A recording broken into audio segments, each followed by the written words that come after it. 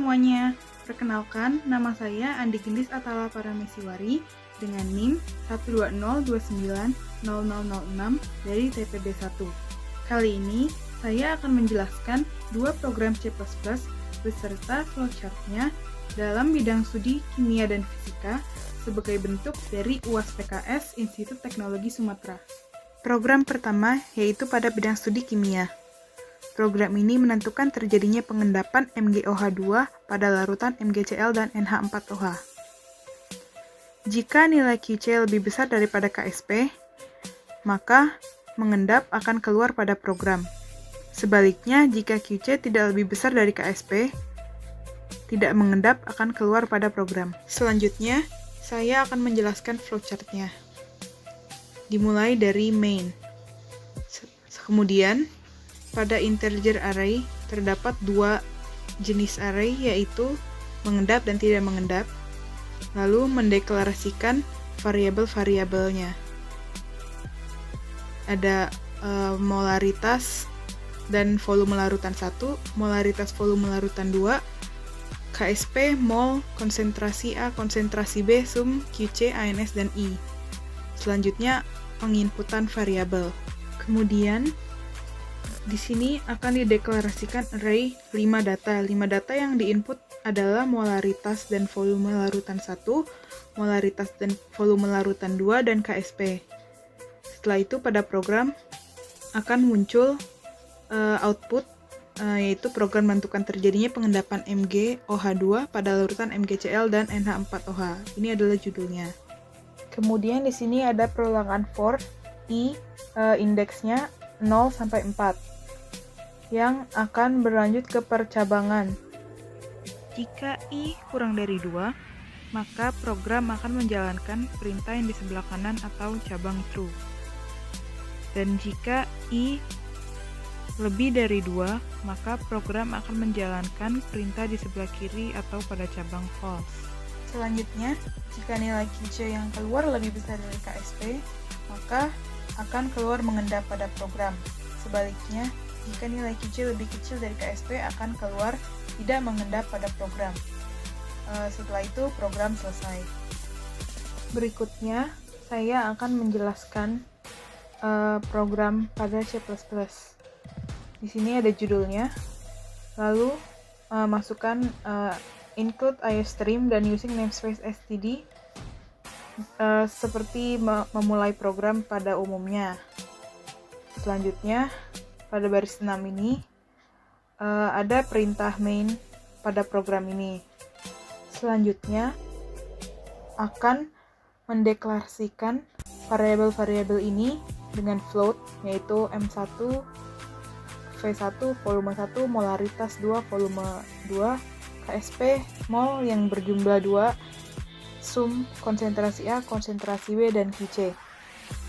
Setelahnya, mendeklarasikan variabel I dengan integer dan variabel ANS dengan char. Setelah itu, program akan mengoutputkan judulnya, program menentukan terjadinya pengendapan MgOH2 pada larutan MgCl dan NHOH, dan di end-line. Setelahnya, akan mengoutput juga memasukkan molaritas MgCl, lalu input molaritas 1, masukkan volume MgCl, input volume 1, masukkan molaritas NH4OH, inputkan molaritas 2, masukkan volume NH4OH, inputkan volume 2, dan masukkan KSP MgOH2. Lalu kita menginputkan KSP-nya.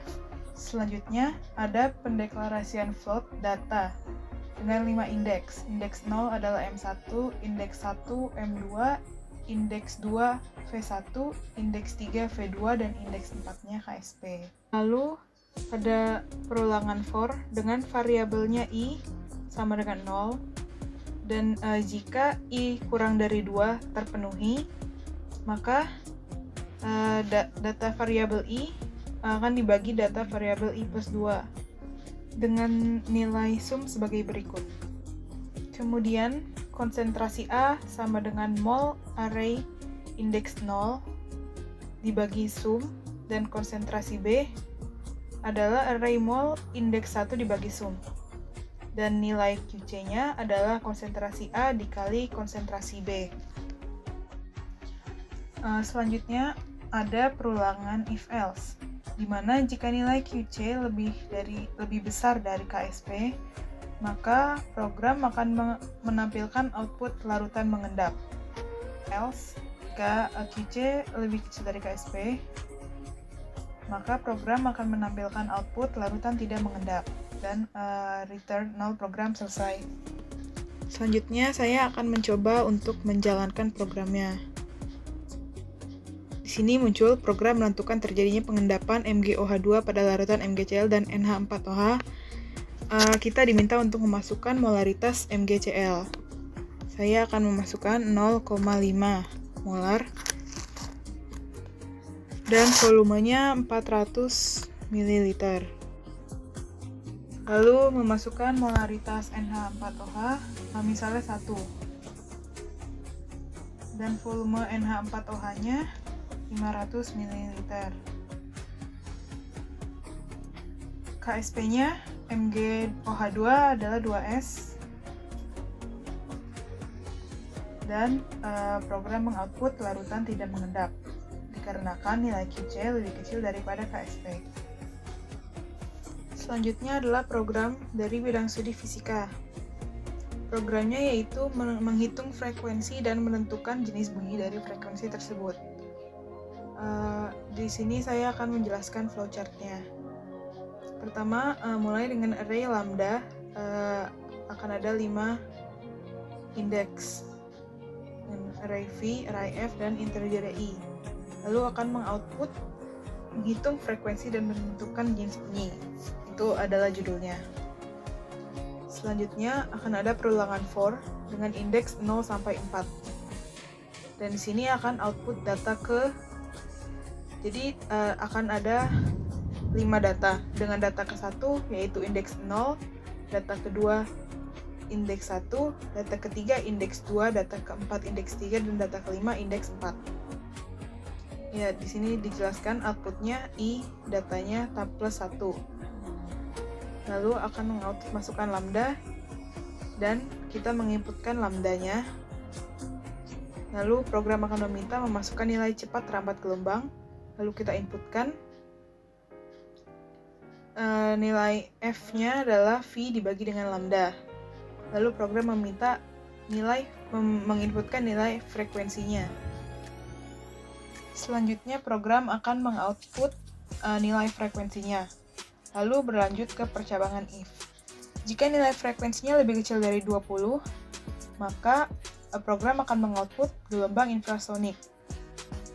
Jika tidak, maka akan melanjutkan ke percabangan if lagi.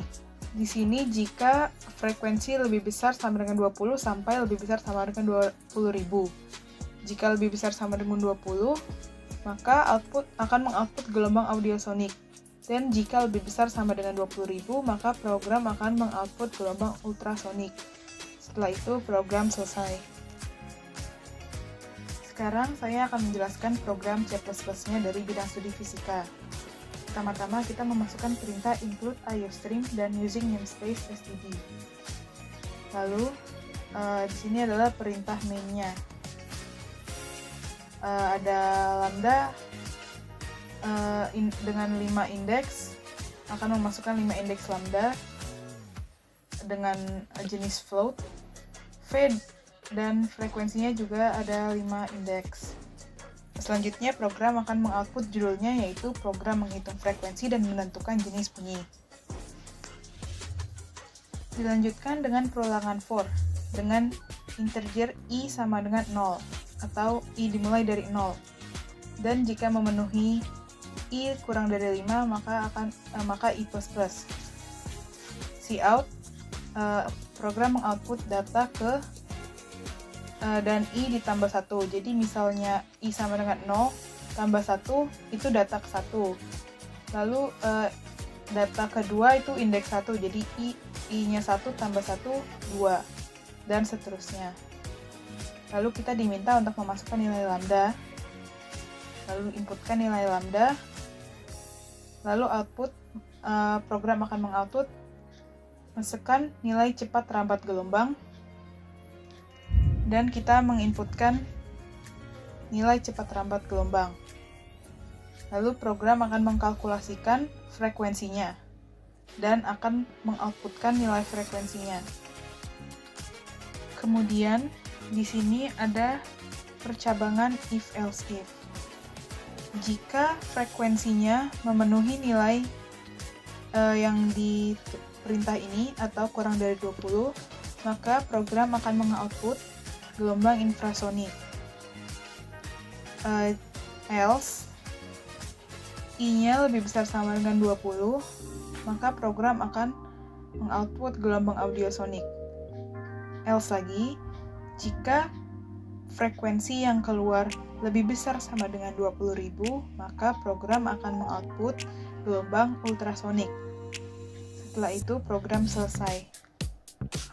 Selanjutnya, kita akan mencoba menjalankan programnya. Di sini muncul judulnya dan datar 1. Kita diminta memasukkan nilai lambda. Selanjutnya, memasukkan nilai cepat rambat gelombang.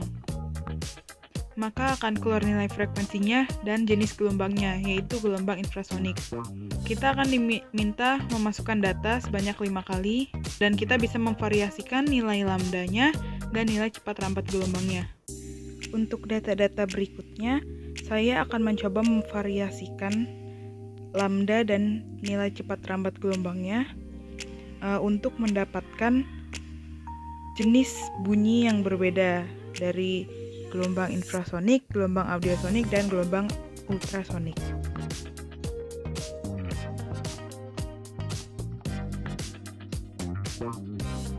Setelah sudah mencapai 5 data, maka program selesai. Sekian penjelasan program untuk UAS PKS 2 Institut Teknologi Sumatera dari saya. Kurang lebihnya mohon maaf. Terima kasih telah menyaksikan.